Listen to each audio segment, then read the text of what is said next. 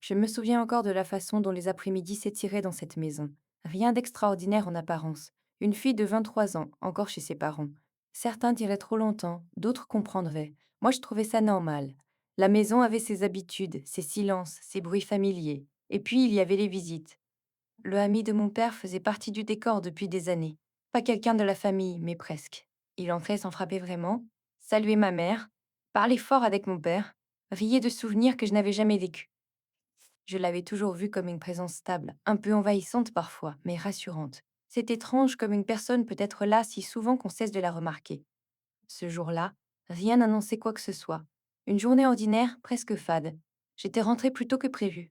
La maison était calme. Mes parents discutaient dans le salon, comme toujours. J'ai décidé de prendre une douche. Un geste banal, presque automatique. L'eau chaude, la buée sur le miroir, ce moment où le monde extérieur disparaît quelques minutes. Je pensais à autre chose, à rien de précis. À l'avenir peut-être, ou à ces petites choses qu'on remet toujours à plus tard. Quand je suis sortie de la douche, encore enveloppée dans cette sensation de chaleur, le temps semblait ralenti. J'étais seule, je le croyais. J'ai ouvert la porte de la salle de bain juste assez pour attraper une serviette. Et puis, non. En fait, c'est lui qui a ouvert la porte. Il voulait simplement se laver les mains. C'est ce qu'il dira plus tard. Et je n'ai aucune raison d'en douter. Mais sur le moment, cette simplicité n'existait plus. La porte s'est entr'ouverte, trop vite, trop mal. Nos regards se sont croisés. Une seconde, peut-être moins. Une seconde qui a pourtant laissé une trace étrange, presque lourde. Je me suis figée, pas par peur, plutôt par surprise. Lui aussi. Je l'ai vu hésiter, reculer d'un pas, murmurer quelque chose que je n'ai pas vraiment entendu. Le silence s'est installé, dense, inconfortable. J'ai refermé la porte, mon cœur battait trop fort pour une situation si banale en apparence. Je me suis dit que ce n'était rien, juste un malentendu. Un instant maladroit, comme il en arrive parfois. Pourtant, quelque chose avait changé. Je le sentais sans pouvoir l'expliquer. En me séchant, je repensais à son regard, pas insistant, non mais troublé. Ou était-ce moi qui projetais quelque chose qui n'existait pas? Quand je suis sortie de la salle de bain, habillée, tout semblait identique. Les voix de mes parents, le bruit de la télévision, l'odeur du café. Lui était là aussi, assis, parlant normalement. Trop normalement peut-être. Nos regards se sont croisés de nouveau, brièvement. Il a souri. J'ai répondu par politesse. Mais au fond de moi, une question s'était installée. Une question discrète, presque honteuse. Pourquoi à cet instant refusait-il de disparaître? Et pourquoi avais-je la sensation que ce n'était que le début de quelque chose que je ne comprenais pas encore? Les jours suivants ont repris leur rythme habituel, du moins en surface. Je continuais à vivre sous le même toit, à partager les repas, à écouter les conversations répétées de mes parents. Pourtant, quelque chose s'était déplacé à l'intérieur de moi. Pas de manière brutale. Plutôt comme un meuble qu'on bouge légèrement, la pièce semble la même, mais on sent que ce n'est plus tout à fait pareil. L'ami de mon père est revenu. Bien sûr qu'il est revenu. Il venait souvent, parfois sans prévenir. Avant, cela ne me faisait rien. Cette fois, je l'ai remarqué dès que j'ai entendu sa voix dans l'entrée. Une voix familière, un peu grave, rassurante pour certains. J'ai ressenti une petite hésitation, presque ridicule. Je me suis dit que je me faisais des idées, que cet instant dans la salle de bain n'avait aucune importance.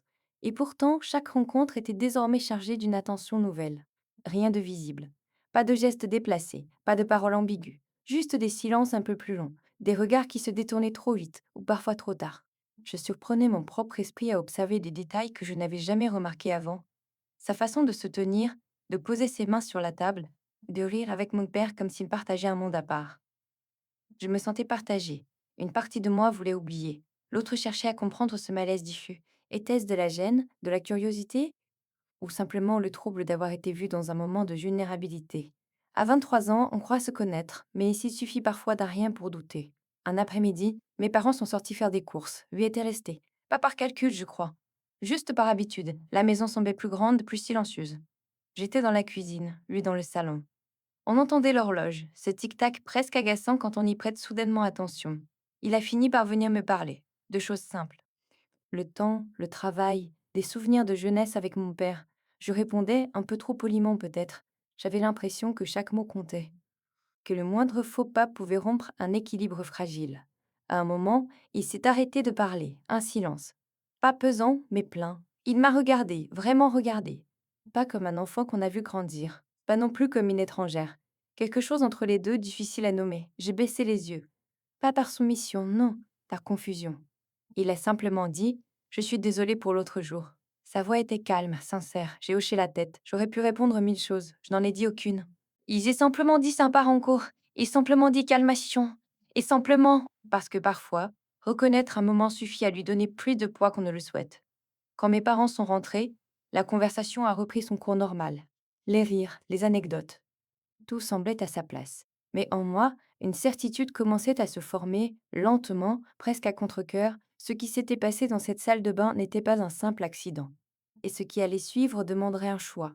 Un vrai, même si je n'étais pas encore prête à l'admettre. Le temps a cette étrange capacité à étirer les choses sans les résoudre. Les semaines ont passé et rien ne s'est produit. Ou plutôt, tout se passait à l'intérieur. J'apprenais à vivre avec cette présence nouvelle, invisible pour les autres, lui continuait à venir, toujours correcte, toujours à sa place. Trop à sa place, peut-être. Je me surprenais à anticiper ses visites.